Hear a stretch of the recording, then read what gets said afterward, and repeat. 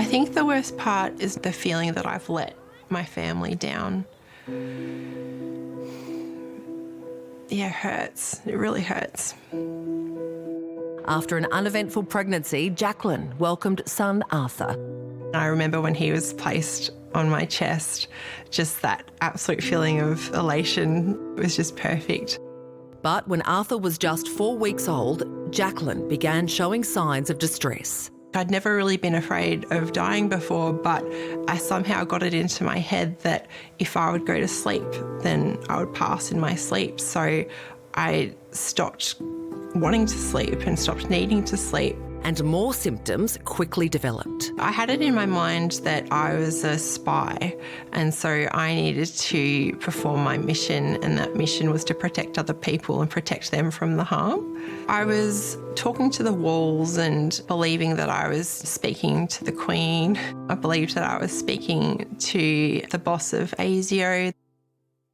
Along with hearing voices, Jacqueline was also convinced something horrific would happen. I believed with everything of my being that my friends and family were going to be harmed in an attack. I just remember my heart beating so fast and just sweating just with absolute terror and fear, believing that that was true. There were bushfires sweeping Australia at the time, and they too had an impact on her. I remember seeing the smoke in the sky and believing that I'd started those fires and that I was a terrible person and that everyone in the world hated me. Alarm bells began ringing for her husband. Forced to lock away knives and car keys, he kept Jacqueline away from her son. I was very lucky in that I never had any sinister delusions towards Arthur. However, I sort of forgot that he existed. Jacqueline was diagnosed with postpartum psychosis and admitted to a psychiatric ward in her local hospital.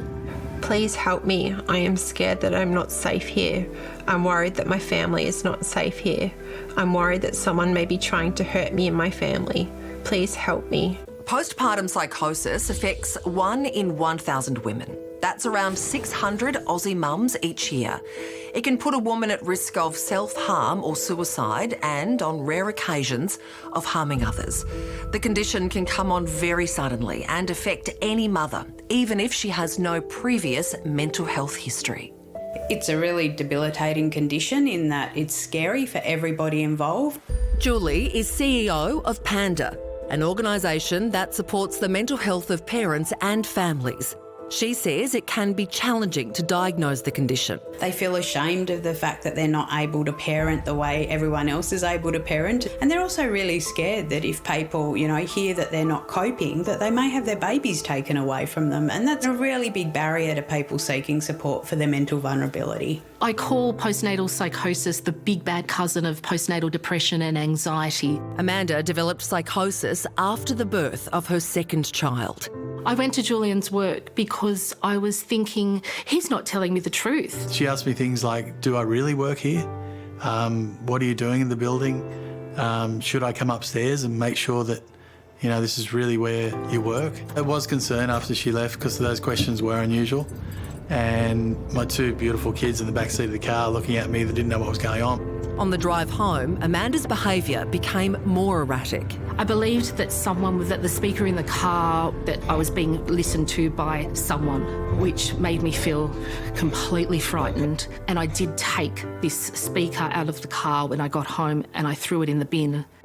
Amanda was convinced that her house had been burgled and a paedophile was going to take her children. Eventually, her mother called an ambulance. The ambulance people were wanting to take me away from my children. I was frightened. I was really, really frightened. My sister visited me and brought me apples. I threw the apples in the bin after she left because I believed that they were poisonous apples. Amanda was admitted to hospital 9 more times before Liam's 10th birthday. I remember one night where both the kids were, asking about Mum, when's Mum's going to be home, and I broke down. The kids were crying, I was crying, and we all went off to sleep eventually, but we all went off to sleep, just awful, awful state. I missed Liam's first year. I actually can't remember Liam's first birthday. I don't think I was celebrating. I get angry. I still get angry that I missed out on that time. Jacqueline too missed key milestones when she was in hospital, including her first Christmas with Arthur.